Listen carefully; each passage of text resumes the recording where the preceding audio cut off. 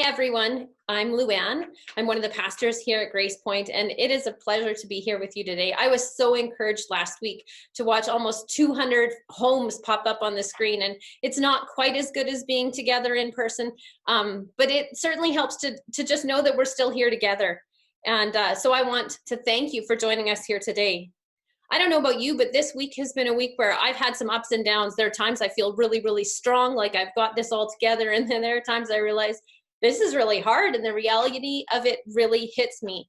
And one of the ways it hits me is just with people. I love people and I love being with people, and I'm finding this change a little bit hard to navigate. And so one of the things I've been just reflecting on is how can we as a church be a community in the midst of all of this? And at Grace Point here, we've talked about 3 different dimensions of living out a faith-filled life, and that's up, in, and out. And we've used this little triangle. I brought like my little paper, up, in, out, to show you, to remind you. For those of you who are new, up refers to our relationship with God, in refers to our relationship with other believers, and out refers to our relationship with those people around us.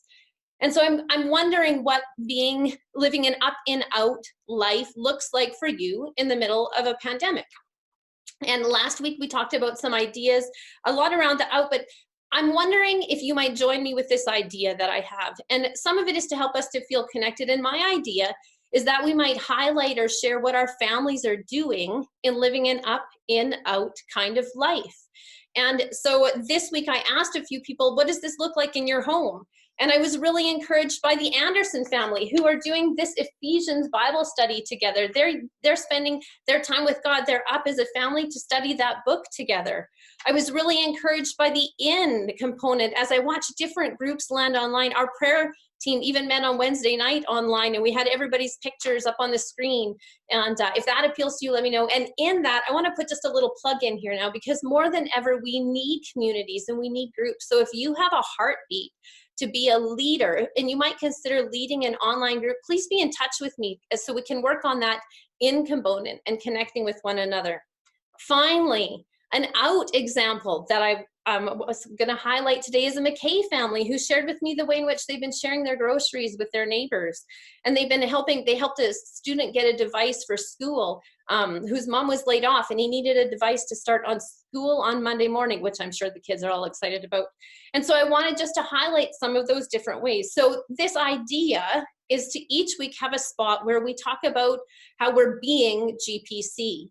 And I'd love to hear from you in that. So I'd love for you to send me pictures or videos or just a little email saying, this is what we've done this week in this up, in, out kind of life. And to give you an idea of one of the ways we could do that, I've asked the Schultz family to put together a little example of what that might be. So I hope to hear from you this week.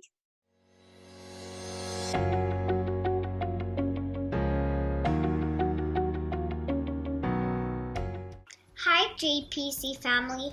Last week, our family delivered 12 letters to our neighbors. We wanted to let them know that we are here if they need anything.